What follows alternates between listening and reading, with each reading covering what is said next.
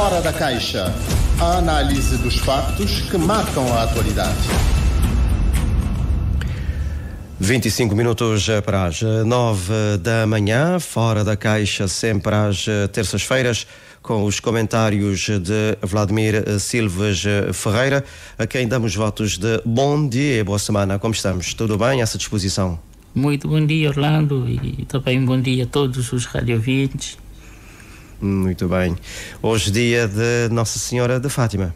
Pois é, estamos aqui por acaso acompanhando diretamente na televisão, na RTP África, portanto é um evento relevante para o mundo católico. Sem dúvida.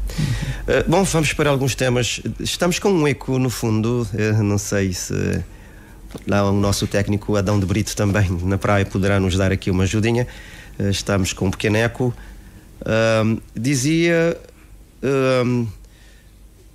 Temos aqui alguns temas para conversar. Vamos dar início com a política, PICV, a questão que ainda continua a dominar, que afasta Jorge Lopes e Irina Lopes da gestão de base de dados de militantes, mas no entanto ouvimos também hoje o próprio presidente do PICV esclarecer que quem tem competência para gerir a base de dados é o próprio secretário-geral do PICV e, portanto, que a resolução definitiva da decisão da Comissão Nacional de Jurisdição de suspender o secretário para a organização, tido como gestor da base de dados do PICV, Jorge Lopes, está a ser ponderada pelo próprio presidente do partido. Aqui poderá haver aqui um volte-face? Bom, no meu entender, seria mais digno se o Sr. Jorge Lopes tivesse saído da função de secretário adjunto do PICV por livre iniciativa, ou seja, pelo próprio pé. Não é? A ética, o bom senso, aquilo que é a prática republicana assim determina. Ou seja, alguém que assume uma posição pública contra uma das candidaturas, alguém que recorreu aos tribunais na tentativa de impedir uma candidatura.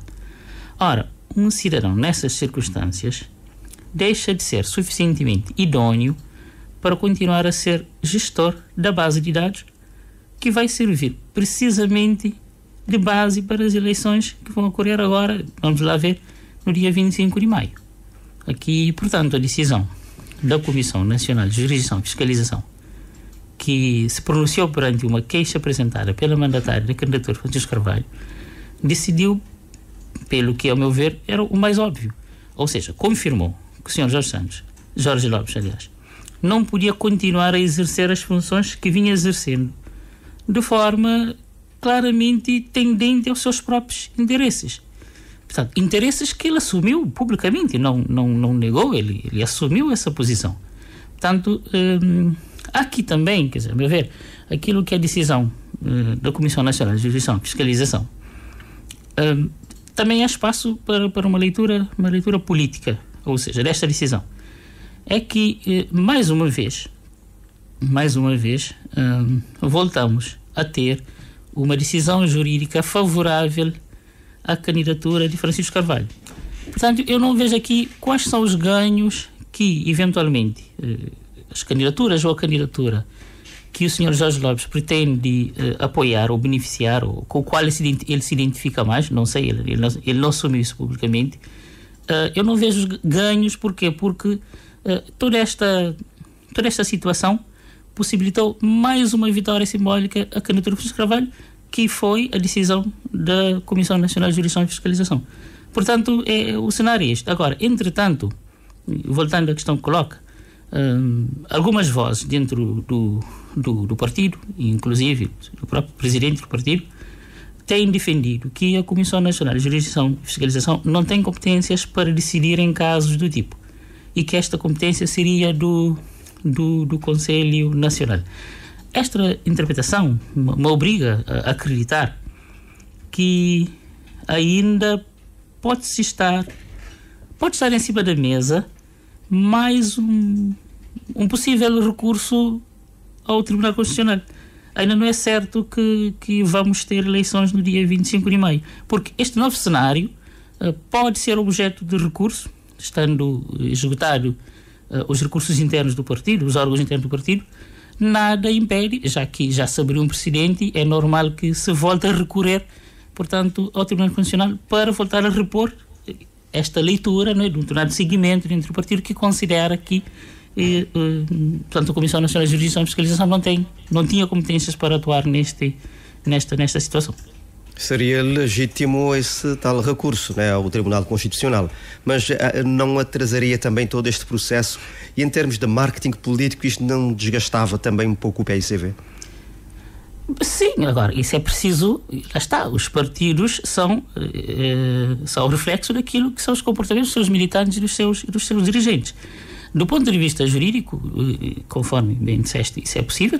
Agora, com que custos políticos? Quer dizer, já esse primeiro recurso ao Tribunal Constitucional já foi o que foi, e acho que teve e terá impacto político sobre o futuro próximo do PSV, isso é evidente, mas estando a porta aberta, tendo sido aberta a caixa de Pandora, portanto, agora tudo o que vier não altera grande coisa, porque já não espanta ninguém, digamos assim. Portanto, o partido está no estado em que está, os seus dirigentes estão atuando da forma como estão atuando e portanto, já nada me espanta, digamos assim. Mas toda esta situação, no seio do PICV, com as eleições também em princípio terem lugar 25 de maio, tudo isto não cria também problemas internos, esse tipo de disputa, da forma como está a ser feita, né? E com os ataques que temos estado a assistir, igualmente nas redes sociais, tudo isto cria sérios problemas internos e estamos a praticamente poucos meses das legislativas. O debate interno em si é algo que é normal, que devemos naturalizar. É sempre salutar. Agora, sim, a questão é a forma como muitas vezes o debate é feito.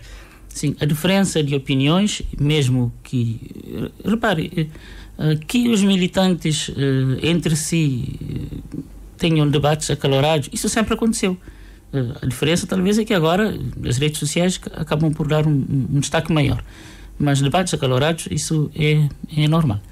O que se inaugurou, de facto, o que é novo e que é perigoso, do meu ponto de vista, foi o recurso aos tribunais, a órgãos externos ao partido, para resolver questões internas. Portanto, é aí que se levou o nível, digamos assim. O efeito maior e o impacto maior vem desta decisão, mas que, a meu ver, também, quer dizer, se as eleições, eu tenho dúvidas ainda, vamos ver, se as eleições vierem a acontecer no dia 25 de maio, como se prevê, os militantes irão penalizar de uma forma muito clara os candidatos que, de forma direta ou indireta, terão sufragado estratégias com as quais os militantes não concordam. Certo, vamos ganhando tempo com outros assuntos que trouxemos aqui para o Fora da Caixa. Nós ouvimos na semana passada, isto tem a ver agora com a segurança, o Procurador-Geral da República a anunciar a criação de uma equipa para dar combate urgente, estou a citar, são palavras do Sr. Procurador, dar combate urgente à criminalidade urbana na capital do país e também restaurar a tranquilidade nos bairros. E recordo que recentemente estivemos aqui a analisar alguns dados da polícia que dava conta também de alguma tranquilidade e de menos casos, mas é o próprio Procurador também aqui a reconhecer que há necessidade desse combate. Pois, quer dizer, isso fica, digamos assim, um pouco esquizofrénico, né? Ou seja, se há um mês atrás nós estivemos aqui nesse espaço analisando os dados tornados públicos pela Polícia Nacional e que indicavam uma diminuição de cerca de 10% na criminalidade em relação ao ano anterior, portanto, das 2024 comparativamente a 2023, e na altura o seu diretor da Polícia Nacional, então diretor da Polícia Nacional, que mostrou satisfação e que aproveitou para parabenizar todos os profissionais da polícia, todos os efetivos da Polícia Nacional, que os dados atingidos eram o resultado das ações e das atividades policiais realizadas, né, nos seus mais diversos ramos e que, portanto, os dados refletem a eficácia e dos efeitos das políticas e das estratégias implementadas pela Polícia Nacional. Bom, portanto, nós já tínhamos apontado aqui também, num outro momento, o facto de os dados da Procuradoria-Geral da República e da Polícia Nacional não baterem certo. Há especialistas na matéria e que debruçam e pesquisam sobre essa questão mais do que eu, que também já reforçaram esta questão. Portanto, quer dizer, é contraditório. Portanto, aqui os órgãos públicos nacionais com responsabilidade em matéria de segurança precisam articular-se melhor, porque se realmente estamos com dados positivos, mas ao mesmo tempo há que reforçar o combate, há que diminuir a intranquilidade dos cidadãos, há que restaurar a tranquilidade nos bairros, há que combater o aumento dos assaltos e conflitos entre grupos criminosos. Portanto, a Polícia Nacional e a Procuradoria-Geral da República não estão no mesmo passo, não estão em sintonia, e penso que para um cidadão comum fica difícil compreender de qual lado está a razão e por que não, de não haver uma maior convergência dos dados entre as várias instituições que atuam no setor da segurança. Sim, e a criminalidade urbana, não somente na praia, mas também na cidade do Mindelo, tem sido uma questão que preocupa os cidadãos, recordando que, por exemplo, em São Vicente houve há um mês uma manifestação, também está a ser preparada para o dia 1 de junho, também, digamos, uma manifestação de pessoas em torno da questão da segurança, aproveitando também o Dia Mundial da Criança, uma vez que as crianças igualmente são vítimas da violência. Há aqui a necessidade de uma maior articulação entre as forças de segurança, mas também a própria parceria da sociedade civil nesta matéria do combate à criminalidade. Envolver os organismos da sociedade civil também. Eu aqui quero crer que, e aqui fazendo referência a um especialista na matéria, que é o Dr. Gerubel, e que tem se posicionado sobre essas questões na rede social. E aqui quero crer, como ele, que os dados da Procuradoria-Geral da República talvez sejam os dados mais reais e mais fidedignos, e talvez deveriam ser esses dados que deveriam servir de referência para a definição de tudo o resto no que diz respeito a esta matéria. Mas também há aqui um outro elemento que podemos talvez e poderá indicar novas tendências, é que recentemente nós tivemos mudanças na chefia da Direção Nacional da Polícia. Portanto, foi recentemente nomeado um novo diretor nacional, e que espero, talvez, às vezes essas mudanças podem ter efeitos positivos, que tenha durante a sua vigência, portanto o seu mandato, talvez uma maior aproximação e uma melhor convergência dos dados com a Procuradoria-Geral da República, por forma que efetivamente possamos ter dados fidedignos. Até volto aqui a fazer também uma referência ao Dr. Zé Rebelo, que ele levantou uma questão nas redes sociais que é relevante. E ele fez aqui referência à extensão da BAC. BAC, que tinha sido criada com a ajuda da cooperação portuguesa já há uns anos atrás, precisamente como uma estrutura especializada no combate a pequena criminalidade, e, portanto, o que aflige o dia a dia das pessoas na rua, nas suas casas, nas suas comunidades, de uma forma mais direta, não é? Portanto, quer dizer, o sentimento crescente em São Vicente é algo que aqui na Cidade da Praia já passamos, e que em todos os estudos que eu conheço, e aqui começo a fazer referência à sondagem, acho que é uma questão importante que devemos aqui abordar, e em todos os estudos que eu conheço, e a sondagem é uma das instituições que produz, a preocupação dos cidadãos nos principais centros urbanos, sobretudo aqui na Praia, a segurança aparece sempre no topo das prioridades das pessoas. Portanto, quer dizer que é uma questão que continua a existir. A reestruturação, as iniciativas indicadas agora, tornadas públicas pelo Procurador-Geral da República, aqui o importante é que sejam implementadas com a colaboração de todas as instituições, dos cidadãos, e que os resultados venham a ser avaliados, para que, quando nós criamos estruturas, como foi o caso da BAC, e quando decidimos na sua extensão ou na criação de novas estruturas, que isso seja objeto de um processo ponderado, devidamente avaliado, e que, lá está, se avaliarmos devidamente o resultado de uma determinada medida de política pública, podemos melhor nos orientar face a evidências, face aos números, sobre a eficácia ou eficiência da sua implementação. Isso é fundamental. Mas queria também fazer aqui uma rápida referência à afrosondagem. Nós ouvimos agora na comunicação social que as instalações da afrosondagem foi vítima de vandalismo e que terão recebido telefonemas anónimas ameaçando.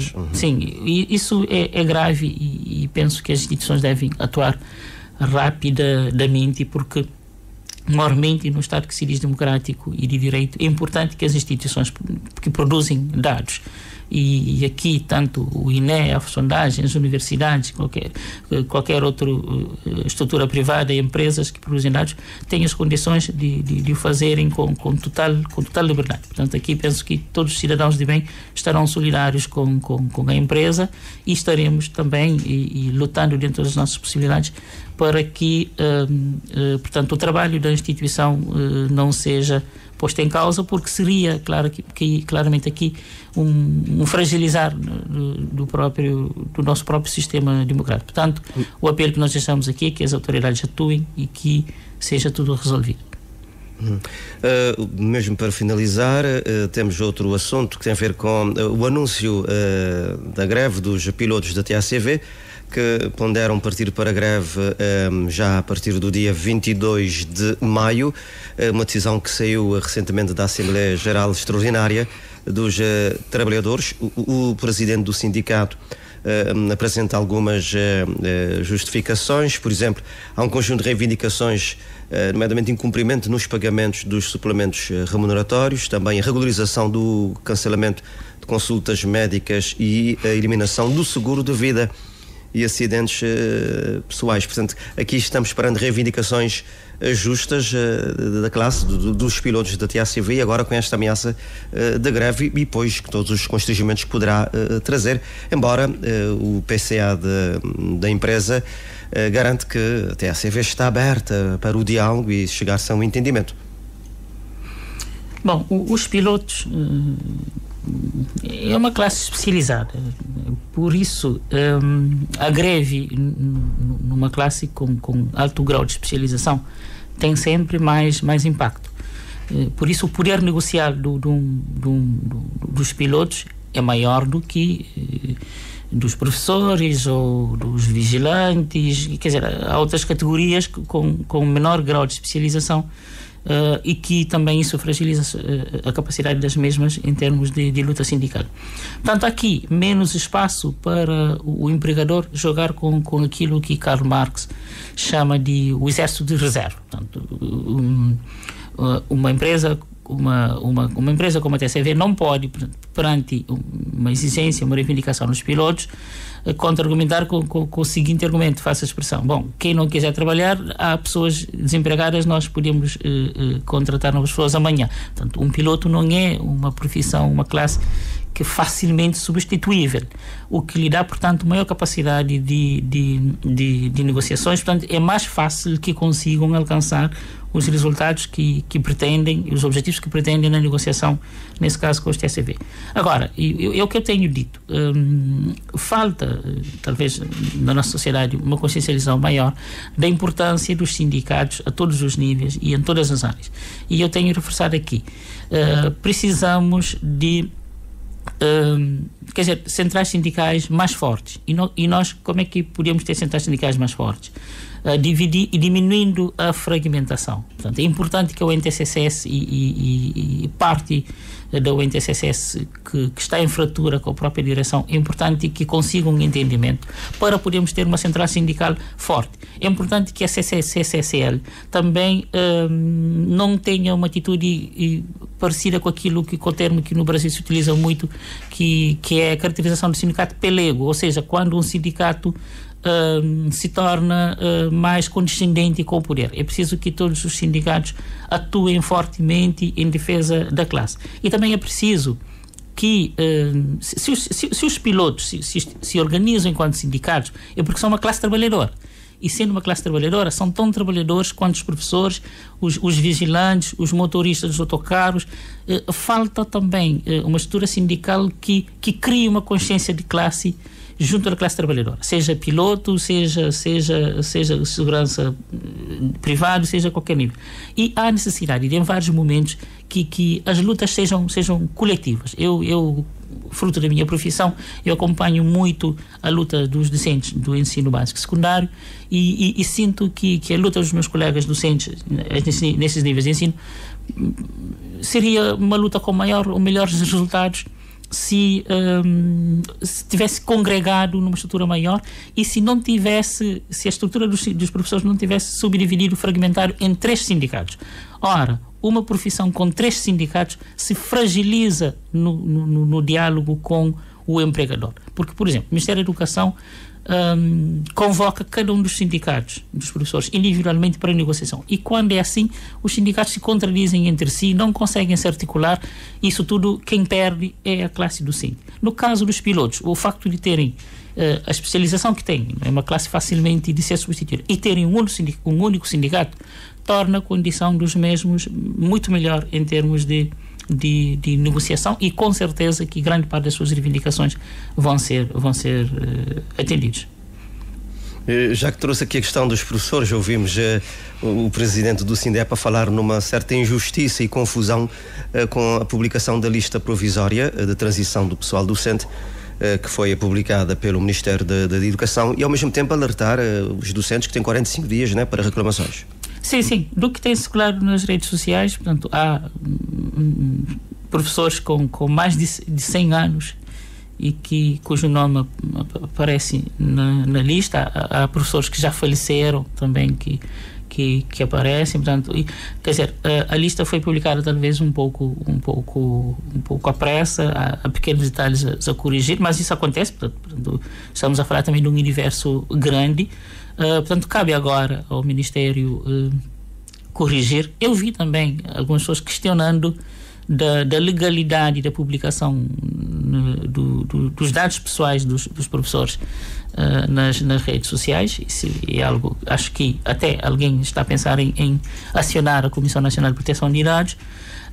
Mas, portanto, agora é quem se sentir lisado questionar e apresentar recurso e queixa em tempo útil e dar ao Ministério a oportunidade de corrigir. Mas lá está, tudo isso vem do processo de luta dos docentes, que eu penso e exorto-os a não pararem por aqui, e porque a classe docente é uma classe que se degradou muito e que, em comparação com outras profissões, ficou muito para trás durante muito tempo. Portanto, esta luta é uma luta que já vem atrasada, mas que precisa continuar.